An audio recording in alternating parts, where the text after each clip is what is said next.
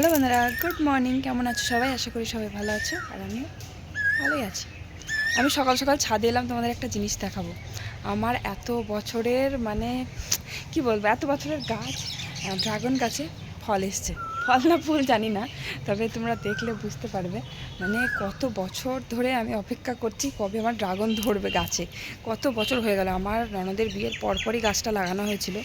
দুটো গাছ লাগানো আছে, তো প্রচুর লম্বা হয়ে যাচ্ছে, ফ্যাকড়া বার হয়ে ডালপালা বেরিয়ে একদম জঙ্গল হয়ে গেল, তবু গাছে কোনো ফল ফুল নেই। তো আজকে দেখছি, কদিন থেকে দেখছি ছোট ছোট কি বার হচ্ছে। তো আমি ভাবলাম হয়তো ডালপালা বার হচ্ছে, তারপরে দেখছি না, ফুলের মতন ড্রাগনের মতন হচ্ছে। দেখাচ্ছি তোমাদের, দাঁড়াও। এই যে দেখো, এটা ড্রাগন ফল ধরেছে। এই যে অনেকগুলো ধরেছে, অনেকগুলো এখানে আছে। তারপরে এই যে সব নিচের দিকে ঝুলে গেছে, ওই ডালগুলোতে হয়েছে নিচের দিকে। ওইদিকে একটা আছে, ওই যে।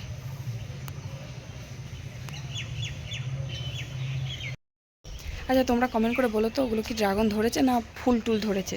যা হোক হবে, কারণ আমি বুঝতে পারছি না। ড্রাগন তো ওরম ধরাই হয়, তাই না? বড় বড় হবে, এরকম ফুলের মতন এরকম বড় বড় হবে, আর গোলাপি গোলাপি কালারের হয় না? এবার বড় হোক, তখন বোঝা যাবে। কমেন্ট করে জানিও তো। আর ছাদে এলাম, ওই লঙ্কা গাছ থেকে কটা লঙ্কা নিতে এলাম, কারণ আমাদের লঙ্কায় না বরবটির মতো এরকম লম্বা লম্বা লঙ্কা, একটু ঝাল নেই, তা গাছ থেকে লঙ্কা নিতে এলাম। আমার গাছের লঙ্কাগুলো খুব ঝাল, অনেকগুলো লঙ্কা আছে। সেদিনকে তুলে নিয়ে গেছিলাম এক ঝুড়ি, আর তোলা হয়নি, তুলে নিয়ে যাই। আর বৃষ্টি হয়েছে তো, গাছগুলো দেখো কি সুন্দর। আমি যেদিন জল দিই সেদিনকে বৃষ্টি হয়। কটা লঙ্কা আমি বাবারে মা গো, আবার লেগেছে। কটা লঙ্কা আমি তুলে নিয়ে যাই। লাল হয়ে গেছে লঙ্কাগুলো, কিন্তু খুব ঝাল। তরকারিতে দেবো, ঝাল না হলে ভালো লাগে না। তো লঙ্কাগুলো নিয়ে এসছে, এক গাদা লঙ্কা নিয়ে এসছে, বরবটির মতন লম্বা লম্বা দেখতে, দেখতেই সুন্দর, কিন্তু ঝালের বেলায় নেই, একটু ঝাল নেই। আর এই গাছের এই লঙ্কাটা তো আলাদা, এটা হচ্ছে সে বীজ করেছিলাম, সে ঘাস লঙ্কা এটা। আর এই লঙ্কাটা, এই যে এটা হচ্ছে সেই কী বলে, কালো মরিচ। সে আকাশি লঙ্কা না, আকাশি লঙ্কা না, কালো লঙ্কা, কালো লঙ্কাগুলো, এগুলো খুব ঝাল। কিন্তু লঙ্কা গাছে পিঁপড়ে বাসা বেঁধেছে তো, দেখিনি তো আমি। হলুদ ছিটিয়ে দিতে হবে। আমি জায়গা নিয়ে এলাম না। আমার দেখো একটা লঙ্কা গাছে কি হয়েছে দেখো। একটা এখানে আমার একটা গাছই লাগানো ছিল নাকি দুটো, আমি জানি না। এই লঙ্কাগুলো হচ্ছে দেখো, কিরকম লম্বা লম্বা লঙ্কা, এই যে সরু সরু চিকন চিকন লঙ্কা। এই লঙ্কাগুলো দেখো ছোট ছোট কেমন ডুমো ডুমো। আর এর সাথেই এই যে ডালটা দেখছো, এই ডালটার সাথে দেখো এই লঙ্কাগুলো দেখো, সরু সরু চিকন চিকন, দেখছো? আর মনে হয় এটা মনে হয় আলাদা গাছ, মনে হচ্ছে। মনে হয় এখানে দুখানা গাছ লাগিয়েছিলাম হয়তো। এই লঙ্কাগুলো আমি একটা তুলে নিয়ে যাই, দেখি ঝাল কিনা। কি সরু এই লঙ্কাগুলো, কিন্তু আর বড় হবে না। দেখো সরু সরু কেমন, ঝাঁঝ বার হচ্ছে, মনে হচ্ছে খুব ঝাল আছে। এই লঙ্কাগুলো খুবই ঝাল, খুবই ঝাল। আমি তো এক ঝুড়ি তুলে নিয়ে গিয়েছিলাম, কতদিন হলো আমার লঙ্কাগুলো খুব ঝাল। এই গাছের লঙ্কা আছে, বাবারে মা গো, আমি কিছু জায়গা নিয়ে এলাম না একটা। আমি এবার চা বসিয়েছি, জানো, আমার ননদকে চা দেবো, ওষুধ খাবে, আর আমি ছাদে এসে ইয়ে করছি। এলাম যখন, একবারে লঙ্কাটা তুলে নিয়ে যাই, আবার নিচে যাবো, আর আসা হবে না ছাদে, তুলে নিয়ে চলে যায়। গুবলু ঘুমাচ্ছে, বড়টাও ঘুমাচ্ছে, আজকে তো ছুটি, শনিবার। অনেকগুলো লঙ্কা আছে এখানে, একদম লঙ্কাগুলো কিরকম গোল গোল, ছোট্ট ছোট্ট।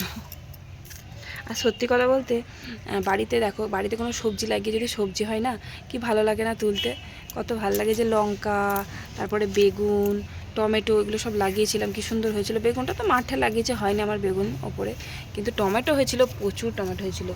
আর লঙ্কাও ধরেছে, আমি তো ভাবিনি লঙ্কা গাছগুলো হবে। এগুলো সব চারা করেছিলাম আমি, এই লঙ্কাগুলো সব চারা করেছিলাম। লঙ্কার বাড়িতে লঙ্কা এনেছিল, সেই লঙ্কার বীজগুলো চারা করে তুলে তুলে বসিয়েছিলাম।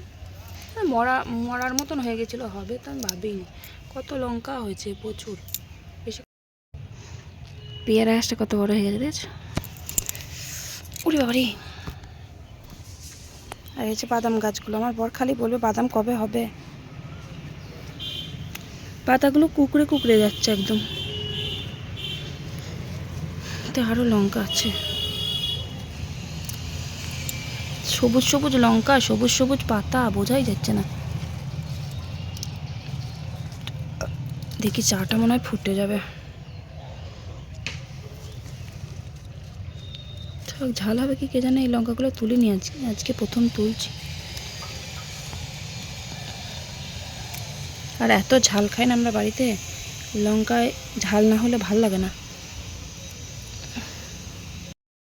না নিচে যাই, চা বসানো আছে, চায়ে চিনি আর আদা দিয়ে বসিয়ে দিয়ে এসছি। জল ফুটে গেল, দেখি চা দেবো। আর ননদ বসে আছে চা খাবে বলে, আবার ওষুধ খাবে, দেরি হয়ে গেল। কি করে নিয়ে যাবো বলো দেখি, লঙ্কাগুলো আমি জায়গা নিয়ে এলাম না, ঢাকনাটা করে নিয়ে যাই। কটা লঙ্কা তুললাম, তুলে দিয়ে নিচে এলাম। নিচে এসে চা, ওই যে বললাম না চা বসানো ছিল, আদা দিয়ে চিনি দিয়ে বসিয়ে দিয়ে গেছিলাম। তো চাটা করলাম, চাটা করে আমি ননদকে চা দিলাম, তারপর আমি খেলাম, গুবলুকে খাওয়ালাম, খাইয়ে তারপর নিচে এলাম। আর ওই আমাদের ওই গ্রিলের সামনে মানে উপরে ব্যালকানিতে ওই আচারটা রোদে দিয়ে দিলাম, কারণ ছাদে দিই না, ছাদে দিলে না খুব পাখি তারপর হনুমান টনুমান এসে যদি মুখটুক দেয়, ওই জন্য ছাদে আর রোদে দিই না। কারণ আমাদের ওই ব্যালকানিতে অনেকক্ষণ তাও রোদ থাকে। প্রথমে সকালে রোদটা এদিকে দিই, দুপুরবেলায় রোদটা ওই পিছনের দিকে দিই, তখন দুপুরবেলা ওদিকটা রোদ হয়। কাঁচা আম দিয়ে যে আচারটা করেছিলাম, টক ঝাল আচারটা, ওই আচারটা একবারই রোদে দিয়েছিলাম। ওটা অত রোদে না দিলেও চলবে, কিন্তু গুড়ের আচারটা তো মানে একেবারে শুকনো মাখো মাখো হওয়ার জন্য তো রোদে দিতেই হবে। তবে মশলা দেওয়া হয়নি এখনও, মশলাটা দিতে হবে। কতদিন হয়ে গেল এখনও অবধি মশলা দিতে পারিনি। মশলাটা দেওয়া হয়নি, মশলাটা দিতে হবে। 5 ফোড়ন ভেজে, শুকনো লঙ্কা ভেজে গুঁড়ো করে দিয়ে দেবো। তো তারপর নিচে এলাম, হাঁড়ি কড়াই মাটি দিয়ে রান্না করতে বসে গেলাম। আর আমাদের মাঠের জমিতে পাট শাক কালকে বিকেলবেলা তুলে নিয়ে এসেছিলো, তো 2 আঁটি রেখে দিতে বলেছিলাম, 2 আঁটি রেখে দিয়েছি। ওই ভাজাও খাবে আবার ঝোলও খাবে, 2 রকমই করতে হয় পাট শাক করলে। তো এবার পাট শাক দিয়ে ঝোল করব অল্প করে। এখন আবার দেখছি ঝোলটা মাও পছন্দ করছে না, মা বলছে আমার ভাজাটাই খেতে ভালো লাগছে, তাই আজকে অল্প করে করব ঝোলটা, শুধু আমার বরের জন্য আর আমার বড় ছেলের জন্য, ওরা দুজনেই খায়, তাছাড়া আর কেউ খাবে না বললো। ভালোই হলো, তাহলে অল্প করে করব আর বাকিটা ভাজা করব। পাট শাক ভাজাটা সেদ্ধ করে নিলাম, সেদ্ধ বলতে কি একটু নুন আর হলুদ দিয়ে একটু নাড়াচাড়া করে নিয়েছি, কারণ শাকের ভেতর থেকে যা জল বার হয় ওতেই সেদ্ধ হয়ে যায়, আর একটা জল দিতে হয় না। তারপরে ঝোলটাতে অল্প একটু দিতে হয়, কারণ ঝোল খাবে তো, তাই জন্য ওতে একটু অল্প করে জল দিই। তবে খুব পাতলা ডালের মতো না, অল্প করে জল দিয়েছি। দেখো একটু মাখো মাখোই হবে, খুব সামান্যই ঝোলটা হবে। তো ওই পাট শাকের ঝোল করলাম একটু, আর ভাজা করলাম, রসুন শুকনো লঙ্কা দুটোই ফোড়ন দিয়েছি। আর হ্যাঁ, পাট শাক ভাজার মধ্যে কিন্তু পেঁয়াজ দিলে খুব ভালো লাগে। পাট শাক ভাজার মধ্যে আমি আজকে একটু পেঁয়াজ দিলাম, রসুনও দিয়েছি, শুকনো লঙ্কা আর একটু পেঁয়াজ। পেঁয়াজ দিয়ে ভাজা হয় না খুব একটা, তবে খুব ভালো লাগে পেঁয়াজ দিয়ে ভাজা করলে। আচ্ছা, পাট শাক দিয়ে আর অন্য কোনো রেসিপি কি নেই? মানে পাট শাক দিয়ে আর কি করা যায়, কি করলে ভাল লাগবে? তাহলে একটা কমেন্ট করে রেসিপিটা বলো তো, যে পাট শাক শুধু ভাজা ছাড়া আরও অনেক রকমের রান্না করে খাওয়া যাবে। অনেকে বলে পাট শাক দিয়ে মসুর ডাল রান্না করলে নাকি ভাল লাগে। আমি শুনেছি, দেখিনি কোনো দিন, আর খেয়েও দেখিনি। তো এবার শুনেছি, আমাদের ওই কাকিমাদের বাড়িতে আসে না, অনেকজন দুধ নিতে আসে, তো ওরা বলে যে পাট শাক দিয়ে মসুর ডাল রান্না করলাম। তো ওই কানেই শোনা যে পাট শাক দিয়ে মসুর ডাল কেমন হতে পারে খেতে, কিভাবে রান্না করব, একবার কমেন্ট করে বলো তো। তো এবার যারা করো আর কি। তো যাই হোক, তারপর আলু ভাজা করলাম, কটা পটল ভাজা করলাম, আর 2 রকমের শাক হলো, মানে ভাজা একটা ঝোল একটা। তারপর রান্না কিন্তু আমি রান্নাঘরের কাজ কমপ্লিট করে দিয়েছি, দিয়ে এলাম উপরে। আজকে কিন্তু ডিম রান্না হবে, মানে ডিমের ঝোল।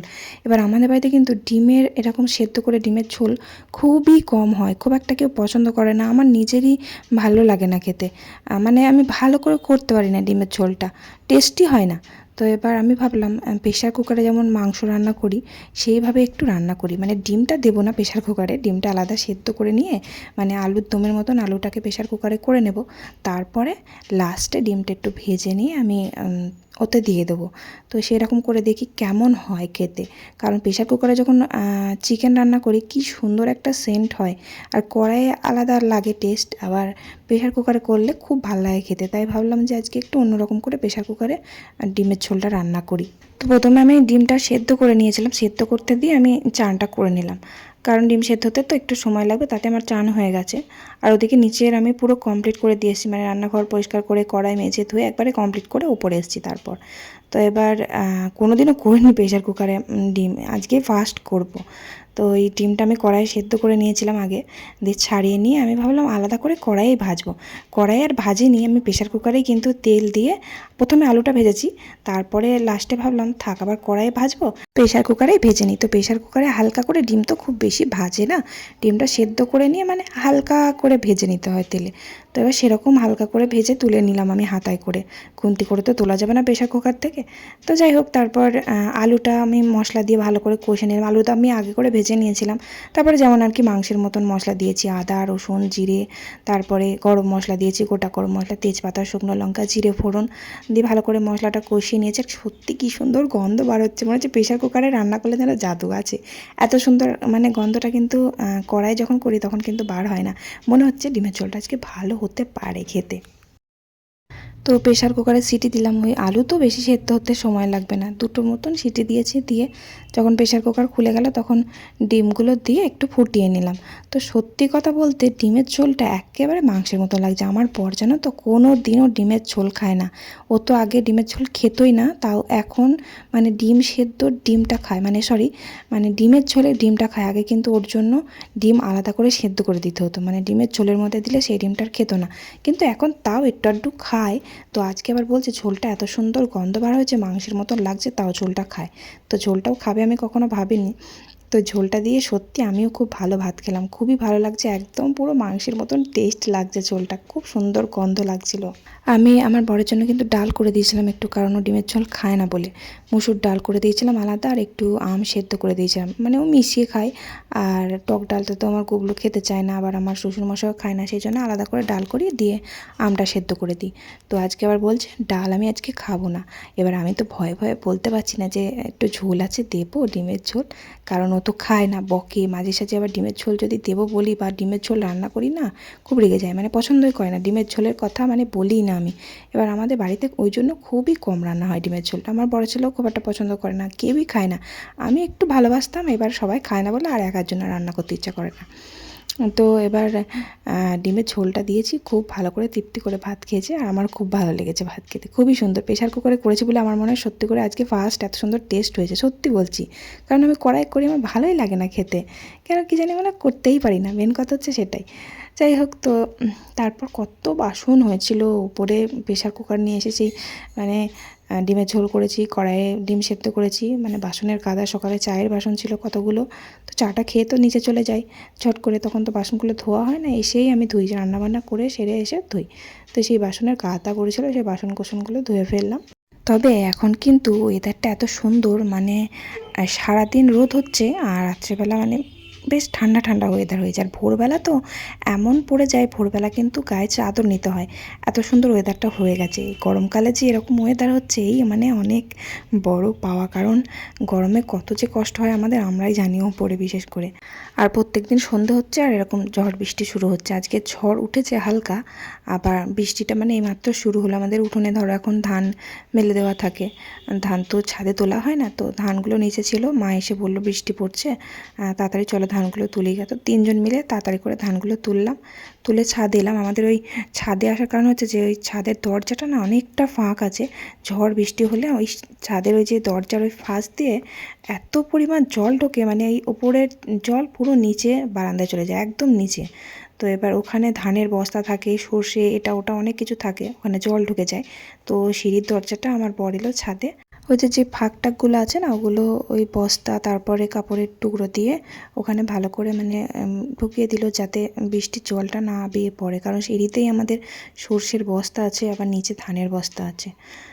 আর রাত্রেবেলা জানো তো, রাত্রেবেলা প্রত্যেক দিন ভাত হয়। তো এবার আজকে জেঠু ভাত খায়নি রাত্রেবেলা, জেঠু তাড়াতাড়ি ওই সকালের ভাত ছিল সেই ভাতগুলো খেয়ে শুয়ে পড়েছে। আর ঝড় বৃষ্টি হচ্ছে দেখে জেঠু দেখছে রাত হয়ে যাবে, কারেন্ট থাকবে না, শুয়ে পড়ি খেয়ে দে।